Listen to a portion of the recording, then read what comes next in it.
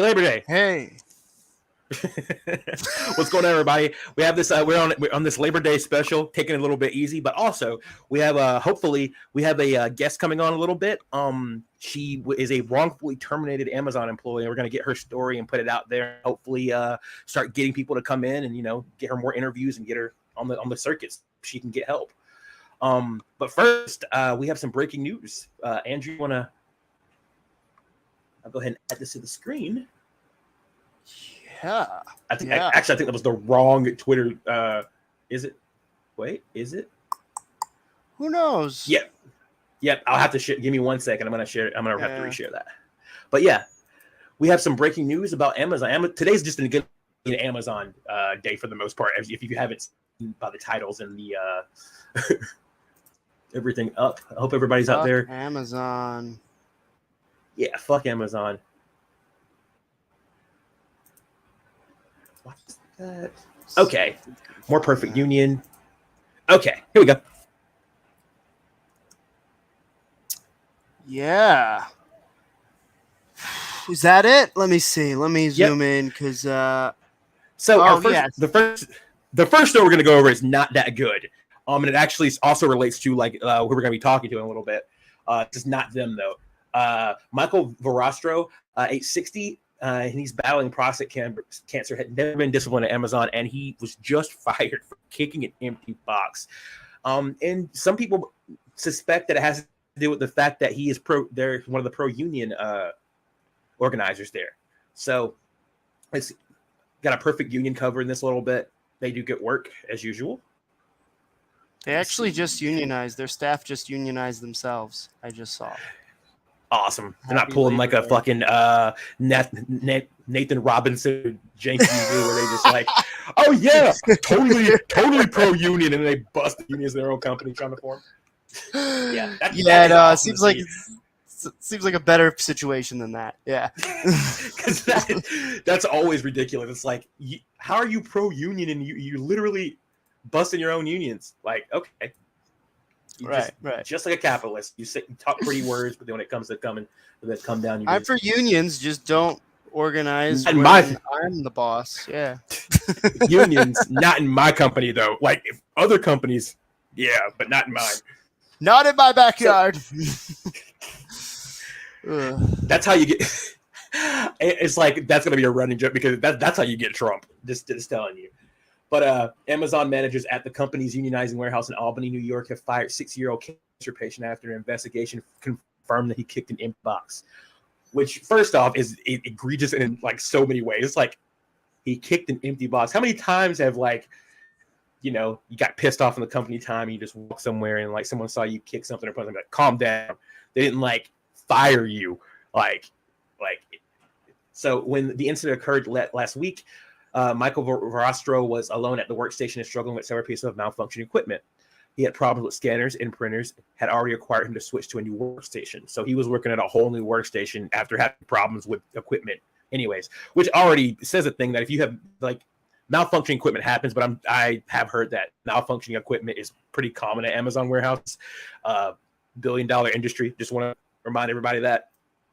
And they are now putting him increasingly behind on production. That Amazon they have rigid schedules. We've seen, the last year we found out they have to Amazon does not give like barely any time to use the restroom, to do what you need to do. And they have trackers in some cases, right?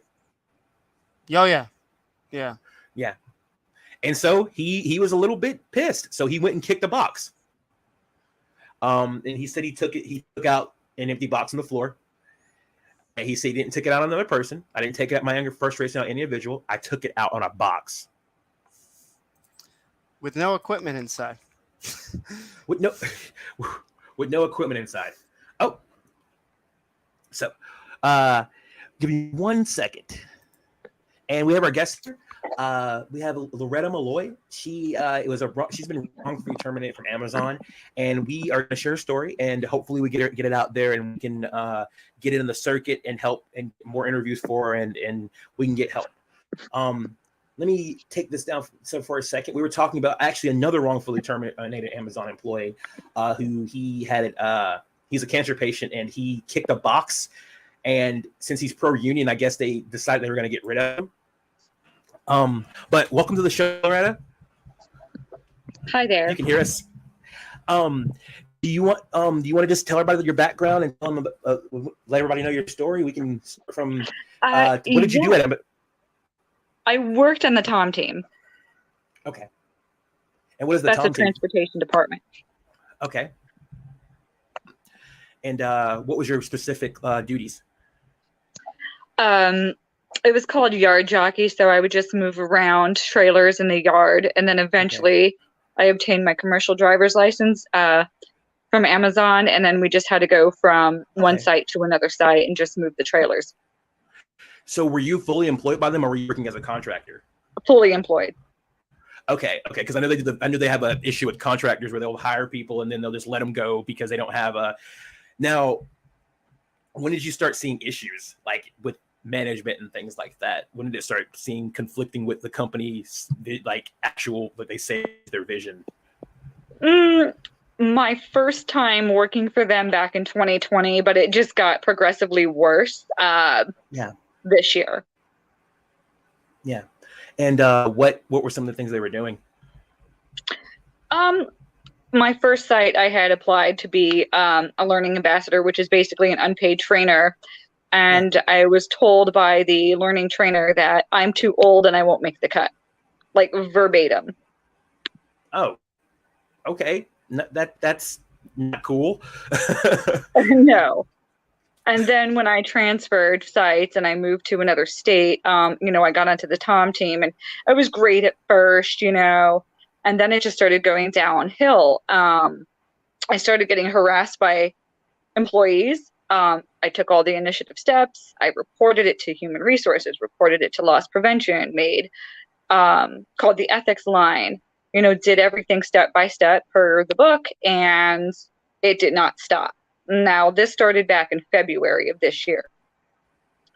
So I got physically threatened. That's why I made the initial complaint. So I got in trouble because I made a complaint, but the woman who threatened me, nothing happened to her. Which, of course, wasn't cool. And then she got 2 other women involved. And then initially they made up lies about me. And I don't know if I should say what they had accused me of because it is kind of deep. It's a strong word. They accused me of being a part of a certain supremacy group because of the color of my skin. Okay. So that's not true at all. And then it progressively led to harassment by one of the employees who then got herself terminated for about 6 months. Every 3 weeks, I would be harassed by this employee. So terminated employees are still allowed to utilize Amazon's, ethics hotline system. She kept calling to try to get me fired. And she kept saying the same thing, that I'm racist and that I hate everybody, and my daughter, she's mixed. So clearly there's no precedence to that. But initially she did get me fired after 6 months of constant harassment every 3 to 4 weeks. So all the other investigators prior to that dismissed the case because they found that to be false allegations. And then she just found one investigator to basically side with her, and that's how I got terminated. And I appealed it, and I'm at a loss. Now, what warehouse was this? This was one in Garner, North Carolina. Okay. In Garner, North Carolina. All right. And so they terminated you, and because she'd been calling the thing every 3 weeks, you said? Yeah, she was calling like every 3 or 4 weeks. Now, mind you, this employee was terminated 6 or 7 months prior, so she was allowed to make complaints against me. And when I would address this to management, I would just get completely ignored and say, "Oh, you're crazy, just keep, doing what you're doing and you'll be fine." But I'm like, but I'm not fine. I'm reaching out. I'm following all the policies that you have in place, all the procedures. I'm going through the steps, and basically it got to a point to where it was just like, what do I do? I mean, I went up to far as emailing David Clark, Andy Jassy, Bezos, Regional Human Resources. And they still allow the harassment to continue. So how did you get in? Can you tell us a little bit how you found out about? Did you find out about cause, or did you just did you see a video with them, or how did you reached out to them? How did you end up reaching out to them and getting in contact with them? Actually, the local news. And I was like, oh, that's my site. That's RDU1. Okay. And then I called the reporter, and she gave me the contact information for Reverend Ryan's, and that's how I got in contact with them. And I was working with him just kind of briefly, just to help get people on my team to join up with the cause, because they also were having issues as well. Yeah, and I also wanted to ask you, what are some other things that you're seeing in the warehouse that was like just other things that you saw that were just not cool as far as like work conditions? Right. My son's autistic, and he worked on the 4th floor at the time at the same site. And he would always call me upset. And some of his older coworkers as well. He had like a 70-year-old man working on the same team, and they would always get a performance write-up. And no matter what anybody did, like trying to get out of that particular spot, like that picking, that manager would hold them back. You know, she wouldn't let them go. Or she'd say, hey, great job. 4 hours later, you'd get a write-up. 2 days later, you'd get a write-up. So she was just really bullying people. And I found out it was just more than my son and more than that elderly man. It was like 5 or 10 other people under her. She was harassing. And then I've seen sexual harassment. I've seen ageism. I've seen reverse discrimination. I've seen discrimination. It's mind-blowing how Amazon lets that consistently happen.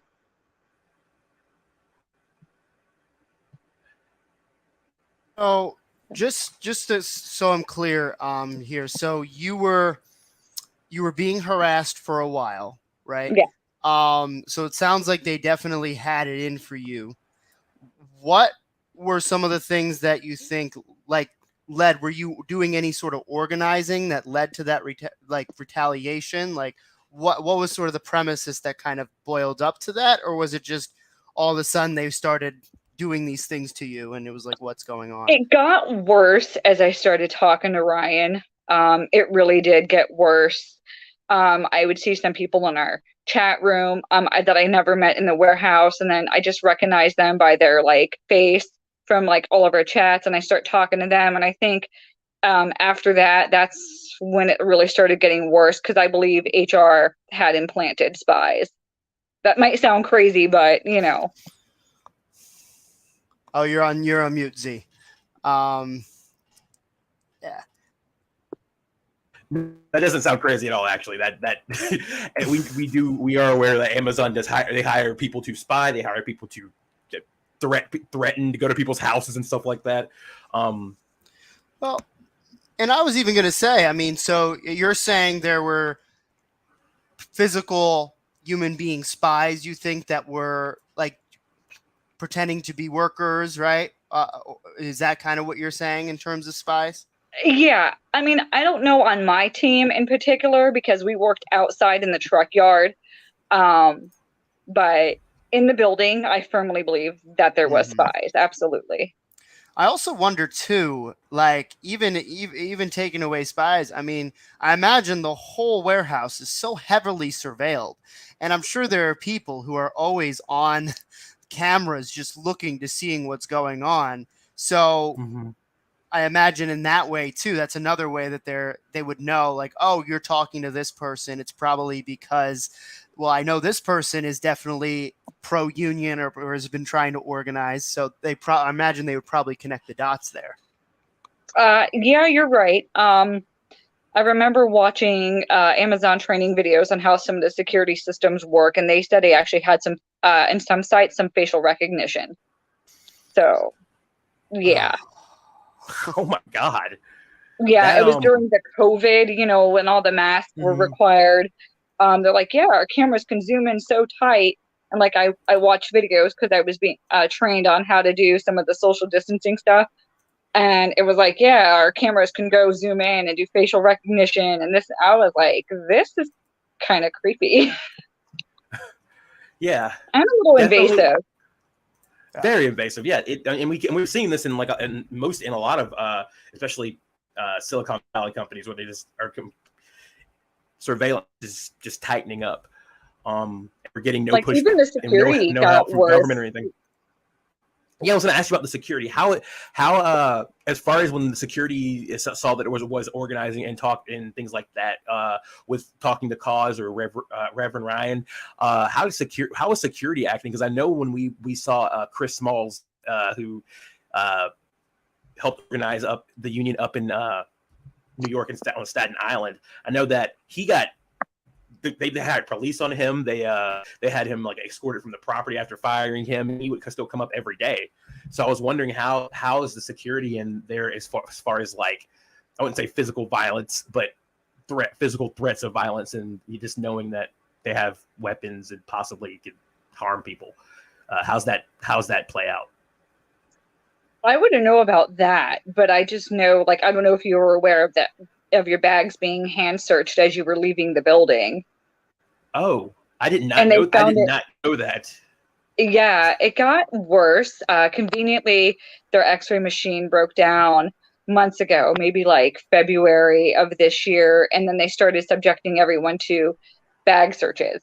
And if you wore a hat, you had to take your hat off. And I understand, there's certain security protocols we have to follow when we're in an airport, but that's not an airport. That was employment. I don't have to show you what's in my bag. I felt like it was a violation. But going back to your question, I'm not aware of any like worksite violence, if that's what you were asking.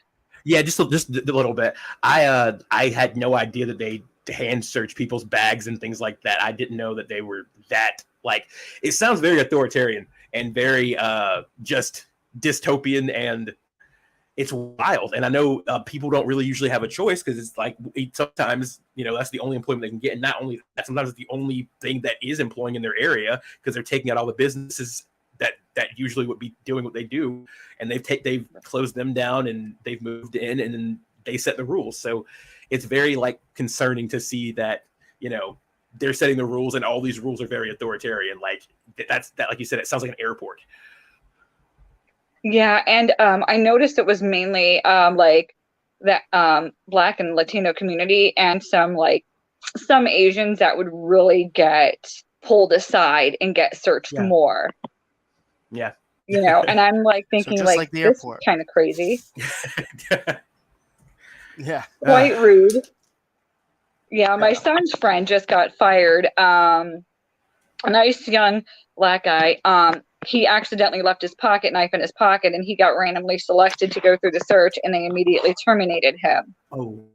But there are instances where people have had their pocket knives on them that were Caucasian or are Caucasian, and just nothing happened to them.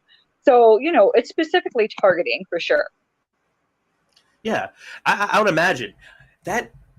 Wow. I don't even know how to I know that happens, but just like seeing that would be like infuriating. I also wonder now, have you seen anybody besides, like, I know like you, besides yourself, before you were terminated, did you see anybody else that you thought like just wrongfully terminated besides your son and your son friend? Did you see anything that was just like, because we were going over a story just now that was like a dude kicked a box because he was frustrated, and they just kicked him out. And he was an organizer too, so. Oh, yeah, coincidentally. Yeah, I'm trying to think, because I spent most of my time outside, and in the yard. Well, how are the conditions out there? As far as like, were they accommodating when it came to like, because it's been hot this summer. It's been very hot this summer. So as far as like, making sure you're hydrated and not passing out, having heat strokes outside, how are the conditions out there? It was a hit or miss, 50-50. Yeah. We were allowed to take breaks in the shade, they didn't care if it was over 100 degrees or like just stay hydrated. But if you're out there driving the truck, you're getting in and out of the truck to open trailer doors, close trailer doors, helping your coworker if they have a little issue with their trailer, so the conditions sucked. I mean, we signed up for the job. Obviously, rain, snow, sleet, ice, whatever. But they also said, "Oh, we're going to provide you with like Gatorade." Okay, so they didn't. Rarely we would have Gatorade. We'd have to spend if we didn't have any of our own, we'd have to go to the cafeteria, and most of the time the cafeteria was out. And they had water machines, but if you needed ice, you'd have to go in and walk quite a ways to get to the ice machine to get your ice and then come back. So you'd get in trouble for that. Oh, you were out of this move for like 10 heard minutes. About that. You've heard about the like bathroom breaks where it's like you have to walk all the way across the warehouse just to get in the bathroom, and that's like your whole break. And you have like 5 minutes to do that, or 15. Yeah, maybe? yeah, or like 5 minutes to eat, and then they expect you to go like right back. It's kind of militant. Yeah, so you weren't in. So you didn't have the. Well, some of them have tracking devices on some people. Y'all didn't have the tracking devices on any of your employees, did you? We had a handheld device that tracked our number of moves that we accepted a day. We called them yard moves. So yeah, we did. Yeah. So there was an instance like when I was driving the tractor, the commercial vehicle over the road. We're not initially tracked because we don't have a handheld device, but there were instances where I got in trouble, or like 4 or 5 other coworkers got in trouble who were traveling from, let's say, Garner 60 miles to the next site, RDU 9. There's a forward-facing camera in the truck, and they're like, "Oh, you took a sip of water. You can't have a sip of water while you're driving." It's 120 miles round trip, So there was instances like that. But yeah, as far as our handheld, they would be like, "Oh, you took like 10 minutes. Why did you take 10 minutes?" But it's like, okay, well, I'm supposed to have this move done 4 minutes, or nothing, under 4 minutes. But yeah, I had to go to the bathroom. I had to get some water. It's hot. It's cold. It depends on the weather conditions. Yeah. Well, I'm definitely learning a lot. Like, there's some things I already knew, but there's some things I'm just like, wow. Yeah, my boyfriend used to work on the same team, and in the winter that just passed, it was really bad. He and some coworkers had to work overnight. They didn't ice the yard properly, so they're slipping and sliding in their hostlers, trying to meet the quota that they were given, and it was quite dangerous, because they weren't even supposed to have the building open, and they did. So it's interesting because one of the things that I hear a lot is it seems like the direct, obviously the whole corporation is enabling all of this stuff to happen, but it seems like I'm hearing a lot of workers talk about their direct managers and how their direct managers are very militant, right? So they're just like a step above you, right? So what do you think causes the direct managers to be as militant as they are? Do you think it's the fear of the people above them and that they are also being heavily monitored and surveilled in how they are managing you? Are the benefits, do they just suddenly get a lot better benefits as managers so that they are, don't really, they feel like they're being taken care of, so they feel like they can just exploit you? How do you think that dynamic comes into play there? I'm going to go with both, because I know managers are managed on metrics. So for every person that leaves their team to go to another department, they basically lose incentives. And when they're evaluated, I guess it's based on evaluations and the incentives, the points that they occur, things like that. So also, I would say it's also lack of people skills and management skills as well, because they'll hire somebody who's 20, who's never had management experience, to be a level 5 or 6 manager salaried, who doesn't know what they're doing. And it's just also them being power hungry as well. But yeah, it's definitely a combination of both. Incentives, the salary. Okay. Like what I was saying earlier, like my son, every time he tried to leave, his manager would say, "Good job, sure, I'm going to sign the paper for you to transfer," and then never transferred him because she would always write him and others up. So because that made her look good if she wrote somebody up, but bad if they left her team.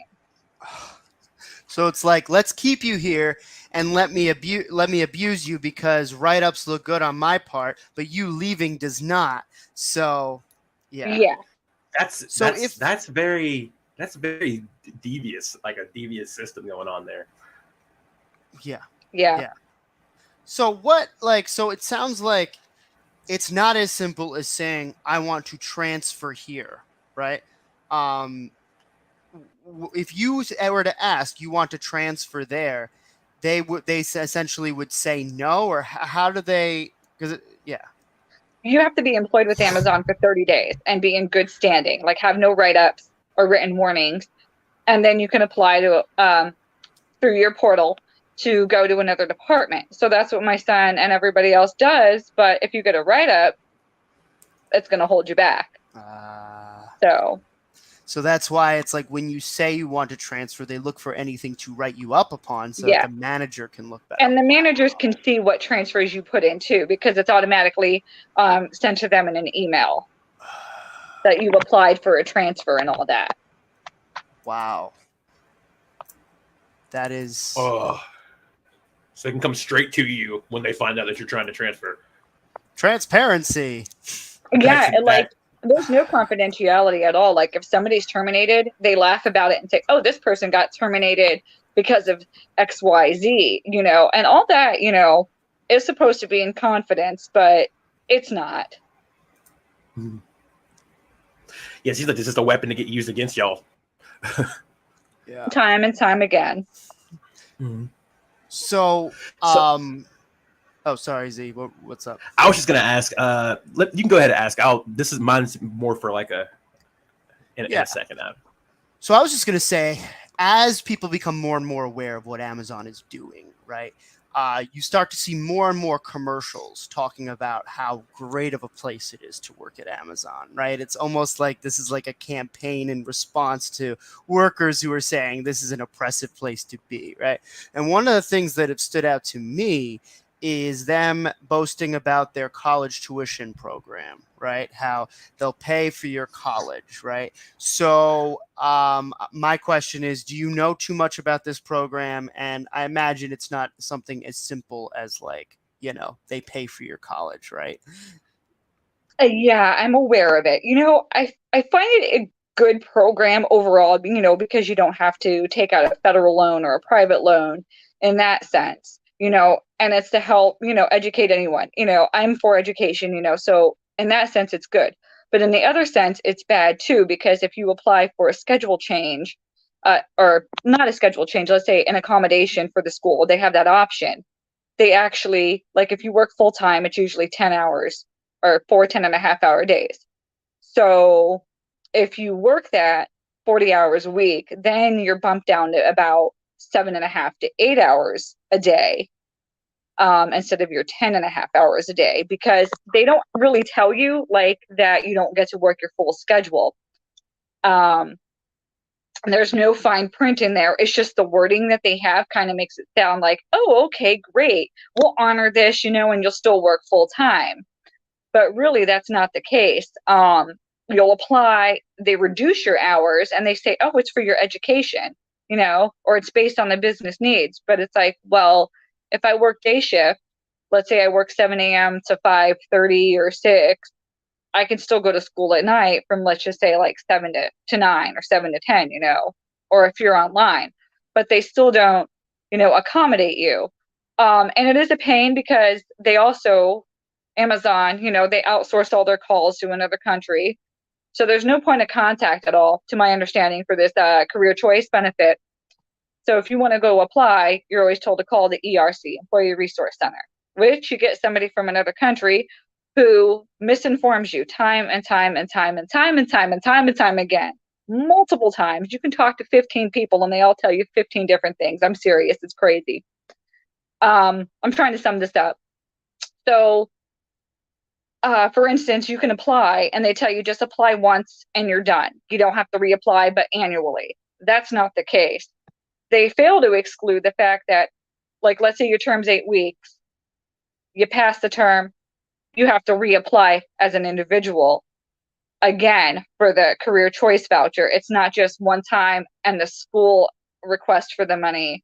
It's and it doesn't say that anywhere in the FAQs or anything like that. So there's that part that's really hard. And then if you don't know, and let's say you lose your job or you quit, then you're stuck with a debt because Amazon misinformed you. Wow. So then you got to go through a whole process with Amazon and then with the school, and then you might have a possible collections and like a bad credit from it. So they Just do anything they can to help you fail and not succeed. What I was going to ask was, I think, so what do you think what it would get to get Amazon to change like the way they run their business? Do you think it would be, there needs to be like a mass walkout? Do you think a strike would work? Do you think an intervention from like, the government coming in and actually like setting up like a worker council so the people who are actually working have the say in what they're actually doing? Or do you think that it's just a lost cause there? I think Amazon, and it might not just be my own theory, I think they have the government in their hands, like the pockets lined, because they're such a huge company worldwide. But yeah, I think the government needs to hear more and more and come in and do an internal investigation into the taxes, into the practices and the procedures. And also, I think us as former and current employees need to go to Seattle and barge in those offices and tell them how it is and give them our demands and be like, look, this is what it is. We're tired of being treated poorly. We're tired of just being a robot. We're tired of being a number. We physically pass out. We get sick. We're not safe. Granted, health benefits are good, but you're not helping us in any way, shape, or form as far as safety and compensation and etc. So I think we really need to band together and go down to all the corporate offices and just take a stand that way and do some striking out there. That awesome. Yeah, I agree. I think a general strike would work. I think that, a mass walk, because Amazon is one of the biggest deliveries in, like, probably the biggest, like, in the U.S. right now. So I think that would affect their actual bottom line. Like, I think that if people started affecting their bottom line, then there could actually be some change there. And y'all deserve it. Like, that's, people think that 1 day shipping doesn't come at a cost, but like there is definitely a cost to like 1 day shipping and 2 day shipping. There's people's bodies on the line. And like you said, like not being treated like a robot, because you can have healthcare, but if like a machine takes your hand off, it doesn't matter if you have healthcare, you don't have a hand anymore. So it's just like, I definitely. Well, Laura, is there anything else that you wanted to put out there or let anybody know? We're going to we have some people that we're going to send your, if it's okay with you, send your email to, so they can hit you up and see if they can get some interview as well and get you on talking to more people and getting your story out there. Yeah. I mean, I want people to know that, I was allowed to be harassed by a terminated employee for 6 to 7 months, yeah. And definitely, my son's story too, because I mean, with being autistic, you do have some challenges. Exactly. And it's just not an excuse, I mean, there are true challenges to being autistic. So I like to have him share his story with you guys or someone one day as well. Most definitely. Just send the email, get him, if you can talk to him and get it. We'll definitely talk to him as well. Yeah. But yeah, I mean, the more I can say that, reverse racism does exist in Amazon, as well as racism in general and ageism, as far as promotions and everything goes. Yeah, like I have a list. I could go on, but I know you guys are limited. So yeah, I mean, whoever you need to get me in contact with, or vice versa. Most definitely. Thank you for coming on, and we'll definitely be in touch. We'll talk to you soon. All right. Bye. Thank you, guys. Bye. Thank you. All right. That was an interview. Yeah, I learned a lot about Amazon, like that I thought I already knew. I knew that it was doing some dirt there, but I didn't realize that, people are getting like walking out, getting searched like that. Yeah. That's some dystopian. That's some really dystopian and invasion of privacy kind of shit. But you won't hear Republicans talking about that. Well, of course not. You won't hear Democrats talking about it either. Yeah, but you won't hear Democrats talking about it. So it's like, actually, it's funny. I saw somebody today. It was like somebody was talking about pro-choice Republicans, and then like my brain was just like, Democrats. Right. That's the one difference. Yeah. Gun control and abortion. That's like those are Yeah, like the it's like two wedge the issues only- that cause them to be different. That to say, oh, I'm not like them. Exactly. But yeah. If you want to get, hopefully we can talk to her son soon. Here's I guess we can get back to this really fast, and we can wrap it up in a little bit, but because I know today's Labor Day. I'm not trying to keep everybody. Okay, what was this now? We had some breaking news as well. Yes. Happy Labor Day. Yeah, it's always cool to have good news, labor news on Labor Day. Let's see. I'm going to look for it too. Because We should always remember. Yes. Whoa. I didn't realize you could have multiple cameras on this thing. But you have to upgrade. You have to get to the next StreamYard level. But you can have multiple camera angles. Oh, I didn't know that either. Huh. Yeah, that's pretty sick. I don't know why. Let me see. Where's this damn thing? Oh, here. Okay, cool. I got it up too. Yeah.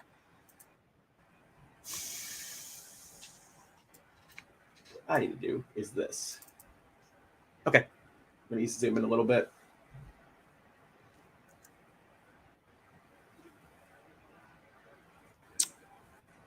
Breaking. So, at Amazon Labor makes history yet again, being the first Amazon union in the U.S. history to be formally recommended for certification and ALU to represent JFK 8 workers on Staten Island. At Amazon needs to negotiate with these workers ASAP and stop delaying the inevitable. So let's see what it says. So September 1st, we have officially received a post-hearing report from the Region 28 hearing regarding Amazon's objections to our union election victory at JFK 8 in April of this year. In her report, the hearing officer has formally recommended that Amazon's objections be overruled in their entirety. The basis for this recommendation is that Amazon has not met the burden of proof for a single one of their 25 objections throughout almost 2 months of legal proceedings and witness testimony. Pretty much just trying to block the court and try to get them to run their money out, try to get them to run their time and money out until they just run out of resources. But they're like, we don't see any reason for you haven't proven anything. You have 25 things that you're supposed to be proving, and you haven't proven a single one of them. And it says, while we are pleased with her findings, the Amazon workers in the ALU understand that this is just the beginning of a much longer fight.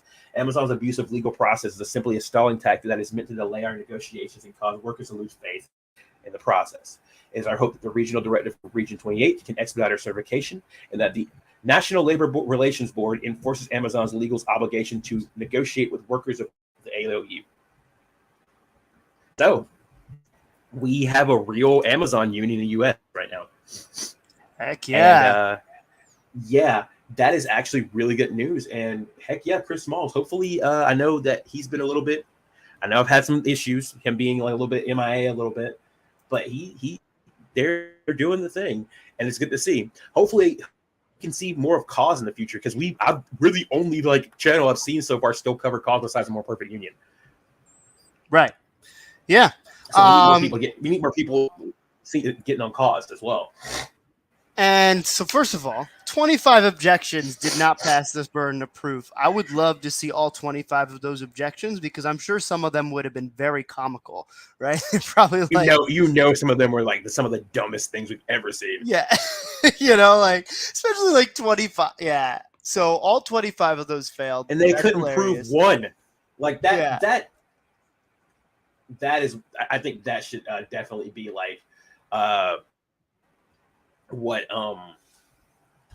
people should be focusing on. It's they're going to try to stall the courts. They're going to try to stall everything because they're going to try to run out the other person's money and resources because they're $1 billion. But if the courts aren't playing around, if the courts don't play around, they're just look, this is bullshit. Then they don't have any standing. It doesn't matter. But that's the issue. It's we had our guest a little bit earlier was saying the fact that Amazon does own the government a little. You see, so it's going to be hard. And just like ALU says, this is the beginning of a much longer fight. It isn't just it's a reason to celebrate. Heck yeah. But and we shall rest today on labor. But the fight. Go ahead. Yeah, I mean, I think it does set a good precedent in a sense where hopefully this will help the momentum continue, because now, like, I know Albany is close to having their union election, right? So hopefully that'll sway some workers who are maybe on the fence and being like, is it worth it to be like, okay, well, Staten Island just finally won and got their union officially recognized by law. So there is hope for us up here in Albany or in, South Carolina. Kentucky, I believe, is also trying to unionize, right? Or, get an election to unionize, right? It's always weird how they say unionize. When they say they decide they want to unionize, it means they decide they want to have an election, right? They want to have an election to form a union, and right. For some reason, it is weird the way they describe it. I think that I think it's good. This is the more unions formed by workers and more workers have say in their jobs, the closer we start getting to class consciousness, because people start understanding the value of their labor. This means people are starting to understand the value of their labor. And it couldn't come any sooner, in my opinion. It's cool to see, and Starbucks is awesome to see Starbucks, but so I don't want to come off the wrong way. It's awesome to see Starbucks unionizing, but Starbucks is still really majority white.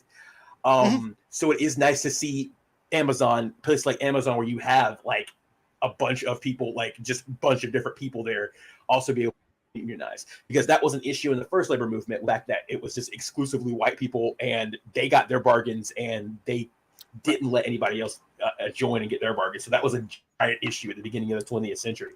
So exactly. So seeing a rainbow union in the 21st century is at the beginning is a very good sign and a step going forward. Yeah, especially with the largest company in the U.S. I think the thing that's interesting about Starbucks is that it is very white in terms of the employees there. It's also a lot of employees on the LGBTQ, right? So that is very true too. Yeah. So that makes an interesting point too, because I feel like if we're going to compare, which I think it is good to compare sort of the labor movement now to where it was, back, if we want to go back into the 1900s, the early 1900s, late 1800s, even in the 1920s, 30s, right? Obviously, because of it being not, it not being not a safe place for you to at anywhere for you to say that you're on the LGBTQ, spectrum. And it's great. Exactly. And it's just it's good to see that. It's the fact that it's not just straight white people in a union, right across the board, because that would be I would be very concerned if that was all I was seeing was just white people, exactly. Straight white people. I'd be I know where labor's happening, but it seems like something's being left out here. Right. Which, and I think to your point, it is extremely important to bring up what you just brought up when it comes to racial diversity, because, as we know, unions, like every fucking institution in America, do have a history of a racial segregation. They do have a history of not letting black and brown people into their unions, right, on a local level. It's happening in America. Exactly. So, yeah, it's it's not that was not every union, but it was a lot of them, and people just need to be people just need to be cognizant of those facts, because if we don't know those type of things, we'll just repeat them, and then we'll be like, people would take what I just said as be like, he just reducing it to race, and it's just no, but literally that happened. Right. So it's but I think that I don't know if you want to keep going, or I think I might call it a day after this. I think this is an interesting point that Noli is bringing up here with police unions, because honestly, I mean, I don't really know too much about police unions, because I think those unions are not really do the same thing as other unions do. They are upholding the ruling class values, right? But that's very interesting to hear about that, and it doesn't surprise me. But that's not surprising though. Right. Yep. And that is complete. And Noli, that is on the money. That is true. It has nothing. Like we didn't start these conversations. These conversations were going on way before we were around. And fuck the police. Right. All right, everybody.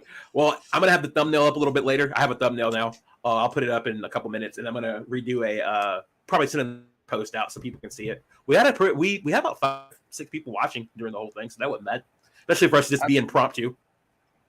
Yeah, thank you for watching, And everybody, and thank you for coming in, Nola. Thank you for Luton coming, and people who I can't see. All right, y'all. We will talk to you soon, and I'm going to hit this new thing right here because it's pretty cool and it allows us to have cool graphics. We're signing out.